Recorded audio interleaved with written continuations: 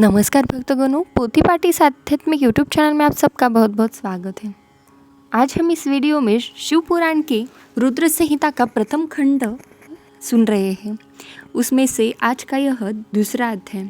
इस अध्याय में नारद जी की काम वासना इस कथा का वर्णन किया गया है। तो आइए बढ़ते हैं अध्याय की ओर। सूत जी बोले, हे ऋषियों, एक समय की बात है, ब्रह्मापुत्र नारद जी हिमालय पर्वत की एक गुफा में बहुत दिनों से तपस्या कर रहे थे। उन्होंने दृढ़तापूर्वक समाधि लगाई थी और तप करने लगे थे। उनके उग्र तप का समाचार पाकर देवराज इंद्र काँप उठे। उन्होंने सोचा कि नारद मुनि मेरे स्वर्गलोक के राज्य को छीनना चाहते हैं। यह ख्याल आते ही इंद्र ने उनकी तपस्या में विघ्न डालने की कोशिश की। उन्होंने कामदेव को बुलाया और कहने लगे, हे कामदेव, तुम मेरे परम मित्र एवं हितैषी हो। नारद हिमाचल पर्वत की गुफा में बैठकर तपस्या कर रहा है। कहीं ऐसा न हो कि वह वरदान में ब्रह्मा जी से मेरा स्वर्ग का राज्य ही मांग बैठे। अतः तुम वहां जाकर उसका तप भंग कर दो।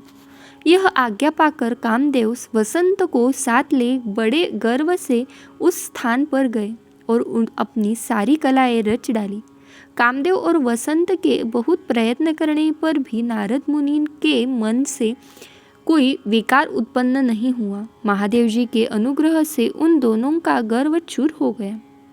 ऐसा इसलिए हुआ क्योंकि महादेव जी की कृपा से नारद मुनि पर कामदेव का कोई प्रभाव ही नहीं पड़ा था।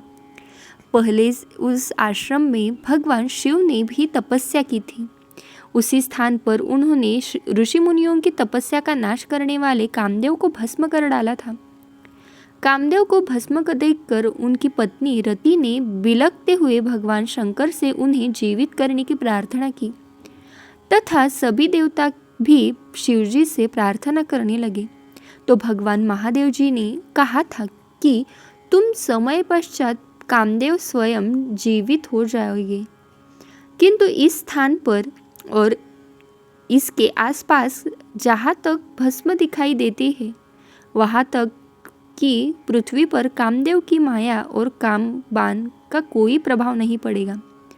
इस समय इस प्रकार उस स्थान से कामदेव लज्जित होकर वापस लौट आया। देवराज इंद्र ने जब यह सुना कि नारद जी पर कामदेव का कोई प्रभाव ही नहीं पड़ा तो उन्होंने नारद जी की खूब प्रशंसा की। भगवान शिव की माया के कारण वे भूल गए थे कि शिवजी के श्राप के कारण ही उस स्थान पर कामदेव की माया नहीं चल सकती। नारद जी भगवान शिव की कृपा से बहुत समय तक तपस्या करते रहे। अपने तप को पूर्ण हुआ समझकर नारद जी उठे तो उन्हें कामदेव पर विजय प्राप्त करने का ध्यान आया। तब उन्हें मन ही मन इस बात का घमंड हुआ कि उन्होंने कामदेव पर विजय प्राप्त कर ली है। इस प्रकार अभिमान से उनका ज्ञान नष्ट हो गया। वे यह समझ ही नहीं सके कि कामदेव के पराजित होने में भगवान शंकर की ही माया थी। तब वे अपनी काम विजय की कथा सुनाने के लिए शीघ्र ही कैलाश पर्वत पर जा पहुँचे और भगवान शिव को नमस्कार करते हुए अपनी तपस्या की सफलता का समाचार तथा कामदेव पर विजय प्राप्त करने का समाचार कहा सुनाया। यह सब सुनकर महादेव जी ने नारद जी की प्रशंसा करते हुए कहा, हे नारद जी, आप परम धन्य हैं, परंतु मेरी एक बात याद रखना कि यह समाचार किसी अन्य देवता को मत सुनाना। विशेषकर भगवान विष्णु से तो इस बात को कदापि न कहना। यह वृत्तांत सबसे छिपा कर रखने में ही योग्यता है।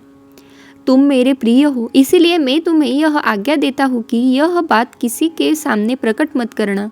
परंतु वे तो शिव की माया से मोहित हो चुके थे, इसलिए उनकी दी शिक्षा को ध्यान में न रखते हुए वे ब्रह्मलोक चले गए। वहाँ ब्रह्मा जी को नमस्कार कर बोले, मैंने अपने तपोबल से कामदेव को जीत लिया है। यह सुनकर ब्रह्मा जी ने भगवान शिव के चरणों का चिंतन करके सारा कारण जान लिया था तथा अपने पुत्र नारद को यह सब किसी और से कहने के लिए मना कर दिया।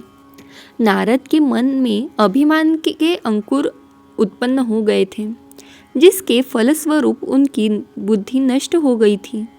वे तो तुरंत विष्णु लोक पहुंचकर भगवान विष्णु को यह सारा किस्सा सुनाना चाहते थे। अतः शीघ्र ही वे ब्रह्मलोक से चले दिए। नारद मुनि को आते देखकर भगवान विष्णु सिंहासन से उठ खड़े हुए। उन्होंने नारद को गले लगा लिया और आदर सहित आसन पर बिठाया।